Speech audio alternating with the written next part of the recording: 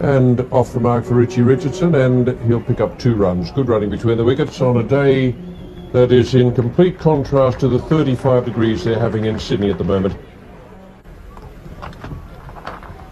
And that's gone, caught behind, so Richardson goes once more to the Freitas. Outside edge, England have got an early wicket, and Richie Richardson, who's had 2 ducks in his 2 previous innings, goes for 2. The Englishman now, Richie Richardson, out for 3, a long stay of 19 deliveries. Instead of sending Larry Gomes in at number 3, in comes Gus Logie. Right-hander replacing right-handers is the left-hander at the other end.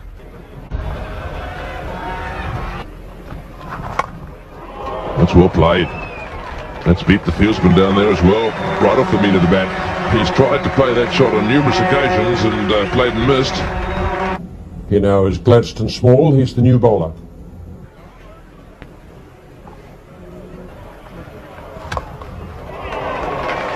Once again, that one cut away square on the offside. He's beginning to really middle them now, is Thelston Payne. That is a good shot. Has just taken his 2nd wicket in this tournament. That was a very wide and very short delivery, and Thelston Payne the victim.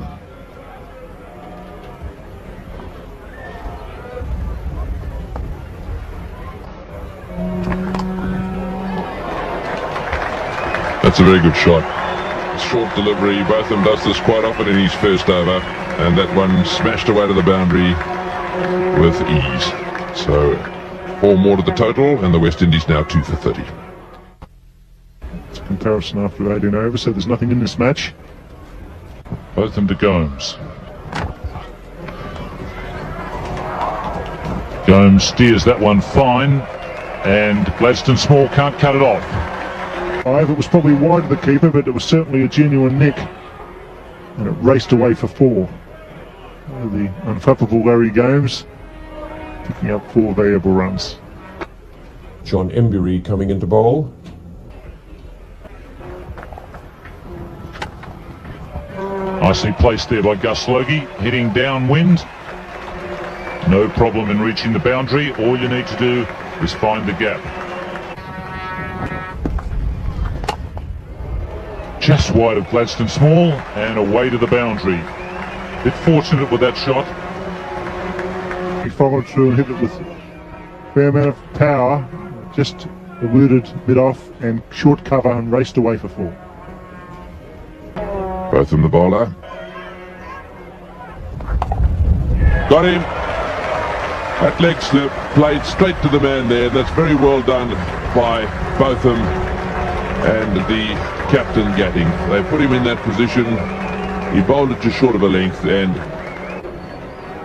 It doesn't often happen that you see the fieldsman placed there and directly the catch is hit straight to him, and Botham would feel a little proud about having brought off that move. for Viv Richards, the West Indian captain, as he's Taken some fantastic catches this summer. bowled him. That's a big wicket for Botham. Viv Richards tried to cut that one away down towards third man. The ball looked back a little bit, and Viv Richards out comprehensively bowled by the England all-rounder. Thanks for coming further down under, Botham. The world's great all-rounder, his mate. Richards goes, the off-cutter, a little slower ball. Richards back in the pavilion, Dujon in. Next man in is Harper. Can't put that little bit of extra pressure on the West Indies, and this could be a pretty close game. Well, it's in the air, down towards square leg, and that'll go for 4. Well, that wasn't a good ball. It's amazing, he bowls a good one, and then every... Step back and not experiment. That's how Viv Richards went. That was the off-cutter, a little slower, Viv. We really have the West Indies 4 for 80. Languishing. Well played. Once again, the short ball bowled by Botham, dispatched with confident ease across to the boundary there at square leg. We've got a game on our hands here now. It's in the air, going down towards the boundary at square leg. There's no one there, and it'll probably bob over the boundary. Yes, it will. Into the boundary. 3 for 33, Botham's figures. And the total now 4 for 89. Bowled what a wicket. First ball for Neil Foster, back into the attack. And little Gus Logie is on his way back to the pavilion. Boy, that'll make those English fans in the outer very happy. Taken off after 4 overs in his first spell, but been saved. And what a comeback. Logie goes down, clean bowled. The off-cutter works. Augustine Logie out for 31. West Indies 5 for 90 and a fight on their hands. There, he joins Jeffrey Dujon. Here's Gladstone Small coming back into the attack now. He had 5 overs at the beginning, bowled pretty well.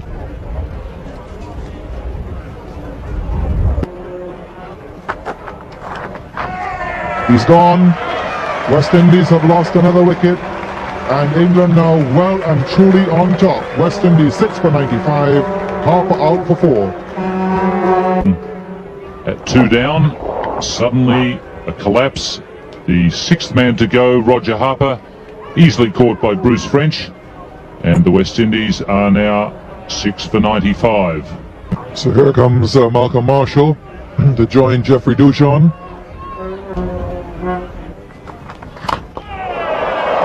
And that's a huge hit. Back comes Embry, and he just won't get there. So Malcolm Marshall seems now to have decided that he has to take the long handle to the bowlers. We've got plenty of loft on it, and he's hitting virtually downwind.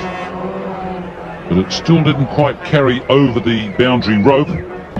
Just a few, or a metre or perhaps 2 metres at the most, short of the boundary rope. Safe over to Freitas' head. Now this is an all-out assault by the West Indians to get themselves back in this game. Green stitching, a white ball, and that one bruised as its flat bat swatted down the ground. 1 bounce, 2 bounce, and into the Benson and Hedges sign. Brought back into the attack.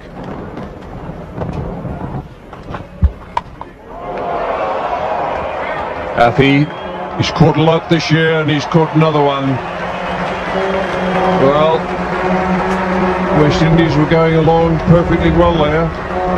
Put back on by Gatting. Every bowling change Gatting has made has been successful.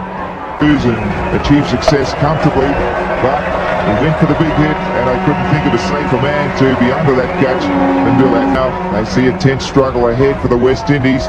Marshall out for 27. Score 7 for 132 as the trumpets come out. 31 runs needed, so it's desperation time for the West Indies. They still have another chance against Australia, but for England, victory today will give them 8 points, level with Australia, but not with the same high run rate. Problems for Mike Gatting. John Embury is coming back on again in the Spelled 8 overs, no wicket for 25. John. Full pitch, and he's out straight to Mike Gatting at square leg. The full toss, he whipped it to Gatting. Gatting took the catch, and that could be it with 10 runs and over required as the captain picks up a vital catch. The full toss has struck a few times in the World Series Cup competition, but probably never on a more important occasion than this. The England skipper gets a nice easy catch, and isn't he delighted about that? The 8th wicket is down with the total at 147. Anthony Gray joins Joel Garner. Garner on 4. Gray yet to face a delivery from John Embury, the last man out.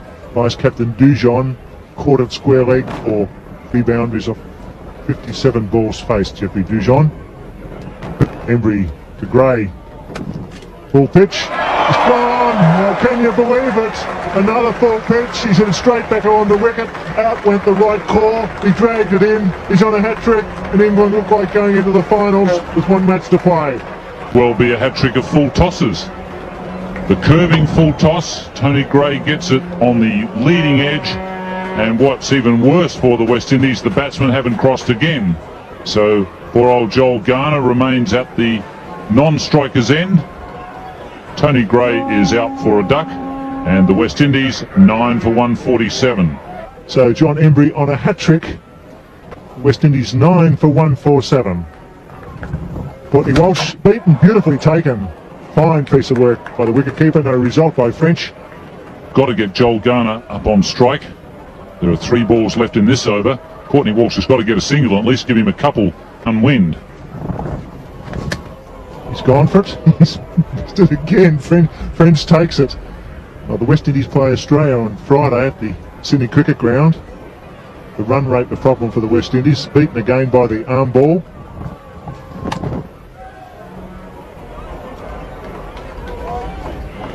Just a single. So at last Joel Garner gets some strike. 2 wickets by John Embry in his second last over really turned the tide here. 13 balls remaining, 1 wicket in hand and 30 runs required. Bowling! Embry gets 3 in his final over. So now England in with a big chance to go into the final. I guess it all will depend on Friday's match. If the West Indies can almost double their run rate, but a surprise victory here at Devonport. All out for 148 as thousands of England supporters stream onto the